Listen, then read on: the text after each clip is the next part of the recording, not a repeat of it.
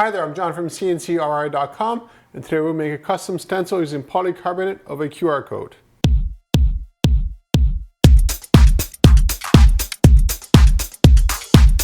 Through the years, we've made a whole bunch of custom stencils using a whole variety of different material. By far the most popular material is polycarbonate and increasingly Mylar. Now they all have a cost and benefit or a good and a bad thing about them. In this case here it's polycarbonate, and you can tell right away just by the yellowing that you see. Now this also has the masking on the front and the back. So once the masking is removed, you actually have something that's optically clear. Now for stencils, it's not really a major advantage, because as soon as you start putting spray paint on this thing, you start removing the transparency that you have on the stencil. So the major advantage of polycarbonate over, let's say, Mylar is it's a lot stronger, and it's also bulletproof.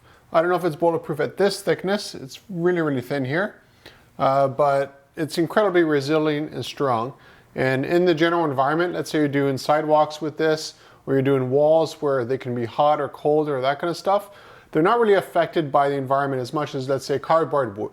Cardboard, as soon as you spray it a couple of times, it gets, wet and moldy and just soggy, I guess, and it starts to degrade. Well, polycarbonate like this is nice and sharp, and will stay nice and sharp no matter how much spray paint you apply to this. When it comes to making custom stencils, there's an endless variety of different materials we can use for this.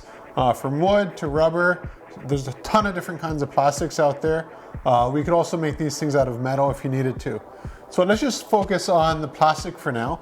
What are your options when it comes to plastic? What you see here is polycarbonate. It's what they use for bulletproof glass.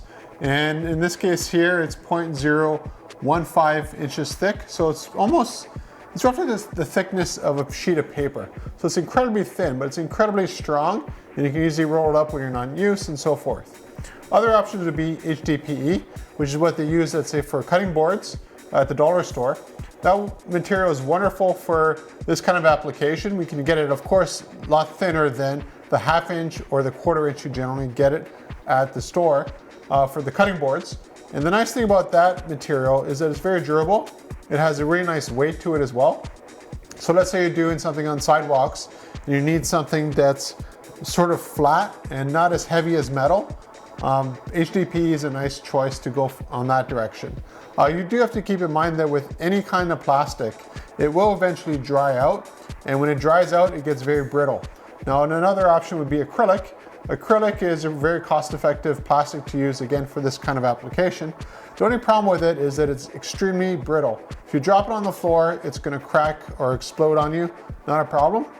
This stuff here, the polycarbonate, if it falls on the floor, literally nothing happens. It's pretty much indestructible, especially as you get to the thicker gauges or thicker thicknesses of the polycarbonate. We can get this stuff up to 1.5 inches thick, so there's really no real limit. But you got to keep in mind for jigs, it's something you want to carry around with you quite easily.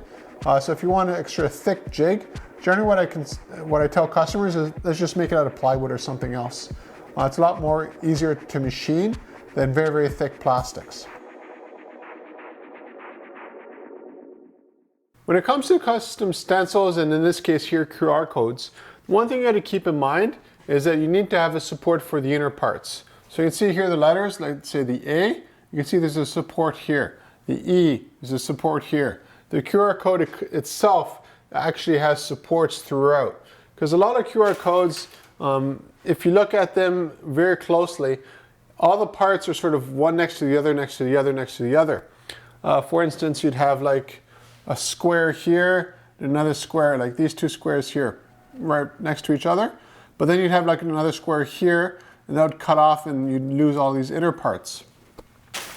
So again, just remember whenever you get custom stencils made, the inner parts need to be held by something, unless you could bend the laws of physics. So if you're looking for a custom stencil, contact me at CNCKing.com. We can make them any size, any shape, and literally out of any material you can think of.